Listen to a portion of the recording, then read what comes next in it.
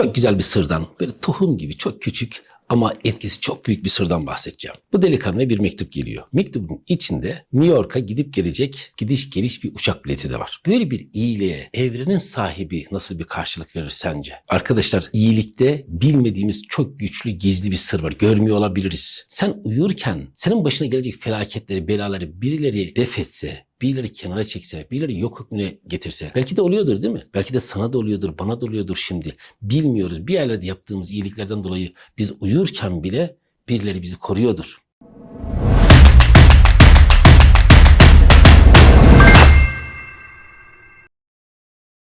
Güzel dostlarım, merhabalar. Bugün size çok güzel, çok önemli bir sırdan bahsedeceğim. Böyle tohum gibi bir sır. Küçücük bir şey, toprağa atıyorsun, bir tohum milyonlarca tohum veriyor ya ve tohum çok küçük. Hani taşıması kolay. Tabii tohumun aradığı şey şu: verimli toprak var mı? Verimli toprak varsa, yani bir tohum açmadığı için kimse tohuma kızamaz. Mesele verimli toprak var mı? Onun suyu verildi mi, gübresi verildi mi? İşte şimdi size güzel dostlar çok güzel bir sırdan, böyle tohum gibi çok küçük ama etkisi çok büyük bir sırdan bahsedeceğim. Bir gün güzel dostlar, bir yaşlı çift New York'un bir kasabasında bir otele gidiyorlar. Hava yağmurlu ve onlar bir otele sığınıyorlar. Ve orada güler yüzlü bir beyefendi var. Otelin katibi güler yüzlü bir şekilde bunları karşılıyor. Ve bunlar diyorlar ki bize 2 kişilik oda lazım. Katip diyor ki güzel dostlar, kasabamızda diyor 3 otel var ve maalesef ki 3'ü de dolu. Ama diyor bu yağmurda çamurda siz nereye gideceksiniz? Sizi bu halde bırakmak istemem. İsterseniz diyor benim odamı kullanabilirsiniz. Tabii yaşlı çift bu teklifi kabul etmiyor arkadaşlar. Kabul etmiyor ama delikanlı ısrar ediyor. Ya ne olacak diyor, ben sonuçta beni düşünmeyin diyor. Ben tek kişiyim. Ben nerede olsa başımın çaresine bakarım. Siz diyor bu yağmurda çamurda nereye gideceksiniz? Benim odamı kullanın. Hani otel odası kadar konforlu değil ama diyor benim odamda istirahat edebilirsiniz. Dışarıda olmanızdan daha iyidir diyor. Ve güzel dostlar, yaşlı çift o otelde kalıyor o gece. Beyefendinin odasında kalıyorlar. Yarın sabah yaşlı bey amca otelin ücretini öderken diyor ki delikanlıya, aslında diyor senin gibi birisi diyor Amerika'nın en güzel otelinin müdürü olması lazım. Estağfurullah diyor beyefendiye, ne yaptım ki, kim olsaydı şeyi yapardı. Ve güzel dostlar, kimin huzurundaysan ondan gelene hazırsın. Bu yaşlı amca zengin bir beyefendiymiş ve ona bir kibarlık yaptı beyefendi. Yaşlı çift gidiyor arkadaşlar. Aradan 2 yıl geçiyor. 2 yıl sonra bu delikanlıya bir mektup geliyor. Mektubun içinde New York'a gidip gelecek gidiş geliş bir uçak bileti de var. Delikanlı uçakla gidiyor. New York'a varıyor. Yaşlı amca delikanlıyı karşılıyor. Ve onu New York'ta arkadaşlar 5. cadde ile 34. caddenin buluştuğu yere götürüyor. Ve o buluştuğu yerde köşede devasa bir binanın önüne getiriyor. Ve diyor ki delikanlıya, bu bina diyor senin müdürlüğün yapacağın otel. Ben diyor onun için yaptırdım burayı. Delikanlı diyor ki şaka yapıyor olmalısınız. Hayır diyor, şaka yapmıyorum. Senin gibi bir insan, senin gibi güler yüzlü, senin gibi naif bir insan Amerika'nın diyor en iyi otelin müdürü olmayı hak ediyor. Yaşlı amcanın ismi güzel dostlar William Waldorf Astor. Otelin ismi de Waldorf Astoria Otel. Bu delikanlı, müdürün ismi de George Bolt. Güzel dostlar, delikanlı ufak bir iyilik yapıyor. Kime? Yaşlı amca. Tabii herkes kendi ufku şeklinde hareket edecek değil mi? Herkes kendi gücü şeklinde hareket edecek. Bu iyilik karşısında bey amca ona böyle bir ikramda bulunuyor. Nasıl? Çünkü bey amcanın var, malı mülkü var, zengin ve onun karşılığında böyle bir iyiliğin karşısında, yani otelde kendi odasında konaklatmasının karşısında böyle bir iyilik yapıyor. Evet, neyin huzurundaysan ondan gelene hazırsın. Acaba bu amca böyle bir iyiliğe karşılık böyle bir cevap verdi ya. Acaba böyle bir iyiliğe evrenin sahibi nasıl bir karşılık verir sence? Arkadaşlar, iyilikte bilmediğimiz çok güçlü gizli bir sır var. Görmüyor olabiliriz. Hani böyle Wi-Fi gibi. Wi-Fi görmüyoruz ya, frekans yayıyor, radyo dalgası gibi. İyiliğin böyle bir gücü var. Çok ufak da olsa sen ufak bir adım atarsın, ufak bir tohum atarsın, o milyonlarca tohumla sana geri döner. Bir gün güzel dostlar bir bilge yüksekçe bir yerden bir tepeye oturmuş doğayı izliyor, güzellikleri izliyor. O sırada tefekkür ediyor. Tefekkür ederken orada bir patika yoldan bir yolcu yürüyor, bir yere doğru gidiyor. Tam bilgenin önüne geldiğinde, tabii aşağılarda bir yerde, bilge yukarıda. Tam önüne doğru bir yere geldiğinde orada zannediyorum yorulmuş ki yolcu orada bir kayalığın üzerinde dinlenmeye geçiyor, uyuyor. Oraya yatıyor ve olan biteni de izliyor bilge amca. O sırada bir kayalıkların arasından güzel dostlar tıslayarak bir yılan çıkıyor. Bilge apar topar haber verecek ya, yılan geliyor diye tam haber vermek için hareket ettiği sırada o kayalıkların arasından güzel dostlar böyle büyükçe bir kertenkele çıkıyor ve yılanı öldürüyor. Yılanı öldürdükten bir müddet sonra yolcu uyanıyor arkadaşlar.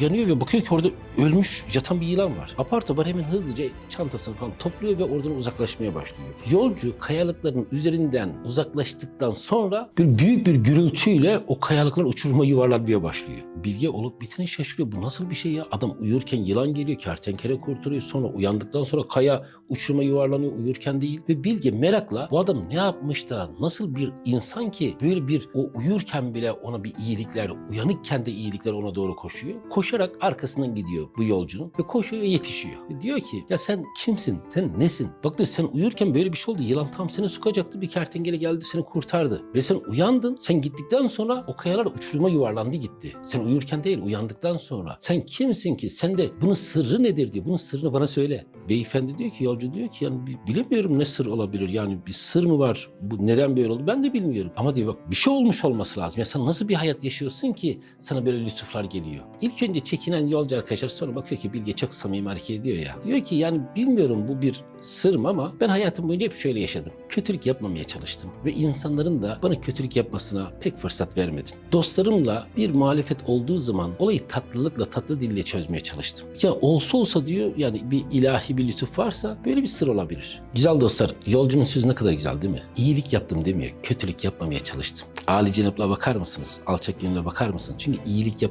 yaptım demek de bir ego yapabilir ya insana. Kötülük yapmamaya çalıştım. Zaten kötülük yapmamak bir iyiliktir. Ve aynı zamanda diyor ki insanların da bana kötülük yapmasına çok fırsat vermedim. Eskiden bir ara şöyle bir şey duymuştum işte insanlar için suizan yapmayalım, iyi niyetli olalım, iyi şeyler düşünelim, hüsnü zanlı olalım, suizan yapmayalım. Denirdi ki güzel dostlar. Evet suizan yapmamak bir erdemdir ama suizana fırsat vermemek de bir erdemdir. Suizana fırsat vermemen de önemli. Yani insanların sana kötülük yapmasına fırsat vermemen de. Ve düşünsene şimdi sen uyuyorsun ve birisi sana dese ki bak sen uyuyordun ama bir kısım felaketler geliyordu. Onu şöyle engellediler. Hatta yüzlerce bela gelecekti sana onu böyle engellediler. Ama sen uyuyordun. Sen uyurken senin başına gelecek felaketleri, belaları birileri def etse, birileri kenara çekse, birileri yok hükmüne getirse. Belki de oluyordur değil mi? Belki de sana da oluyordur, bana da oluyordur şimdi. Bilmiyoruz. Bir yerlerde yaptığımız iyiliklerden dolayı biz uyurken bile birileri bizi koruyordur. Evet, neyin huzurundaysan ondan gene Hızırsın. Evet fark ediyoruz. İyiliğin inanılmaz bir gücü var. Bir gün güzel dostlar, iyiliğin inanılmaz bir gücü var. Bu güç cehennemleri bile söndürebilir. Bahçede bir gül görürsün. O bir gül 300 tane dikene baş eder. Ya da şöyle diyeyim, bir gül hatırına o gülü sulamak için 300 diken de sulanır. Hani denir ya insan, iyi insanların frekansı. Yani mesela Hazreti Mevlana'nın frekansı denir ki 70 milyon kötü insanın frekansına denktir. İyiliğin gücü, çok az bir iyiliğin gücü çok etkilidir güzel dostlar. Yani şey gibi de düşünebiliriz. 10 gram elmas kaç ton kömüre denk gelir? İyilik çok az da olsa etkisi çok fazladır ve daima iyilik kazanır. Hani kötülükleri çok görebiliriz. Kötü insanları çevremizde çok görebiliriz. Ama hep böyleydi. Hep böyle olacak zaten. Biliyorsun bitki çok, hayvan az. Hayvan çok, insan az. İnsan çok, alim az. Alim çok, evliya az. Evliya çok, enbiya az. Evet böyle yazıyordu güzel bir kitapta. Tarih boyunca hep böyleydi, hep böyle olacak. Kötüler hep çok olabilir ama iyiler az da olsa hep fark edersin ki sonunda hep iyilik kazanacak. Hep sevgi kazanacak. Çünkü iyilik az da olsa etkisi çok büyüktür.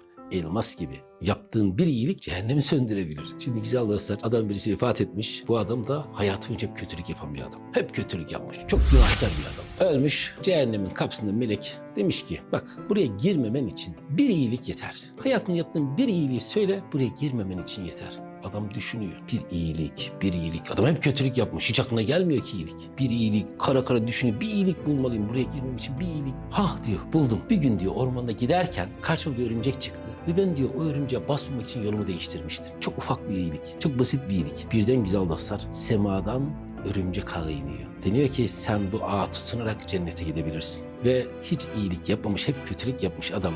Ömründe sadece bir örümceğe basmamış, bunu iyilik gören adam örümcek ağından tırmanmaya başlıyor güzel dostlar cennete gitmek için. Orada olan diğer cehenneme gidecek bazı insanlar da diyorlar ki fırsat bu fırsat. Biz de bu ağa tutunup cennete gidelim. Ve o ağa tutunup cennete çıkmak için ağdan tırmanmaya başlıyorlar. Ama adam diyor ki ya bu ağ hepimizi nereye taşıyamaz? Onları itmeye başlıyor, onları tekmelemeye başlıyor. Ya siz gelmeyin, bu ağ bizi hepimizi taşıyamaz. Onları sert bir şekilde tekmelerken, sert bir şekilde iterken gerçekten ağ kopuyor ve hepsi birden cehenneme yuvarlanıyor. Melek diyor ki yazık, çok yazık. Senin yaptığın iyilik seni cennete götürebilirdi. Ama sen o iyiliği de bencilliğinle kötülüğe çevirdin. Halbuki o yaptığın o iyilik, o örümcek ağı seni cennete götürebilirdi. Sen diğer insanlar gelmesin diye bencilce davrandın ve yaptığın bencillik iyiliği de kötülüğe çevirdi. Evet güzel dostlar, neyin huzurundaysan ondan gelene hazırsın. Yaşlı amcaya odanı veriyorsun, o karşılığında sana koskoca bir otelin müdürü yapıyor. Dünyanın en harika otellerinden birisinin müdürü yapıyor. Bir örümceği öldürmüyorsun, bu evrenin sahibi, kainatın sahibi, sen onu öldürmedin diye sana cenneti verebiliyor. İyilik çok güçlü bir sırdır güzel dostlar. Ufak bir adım attın, uyudun.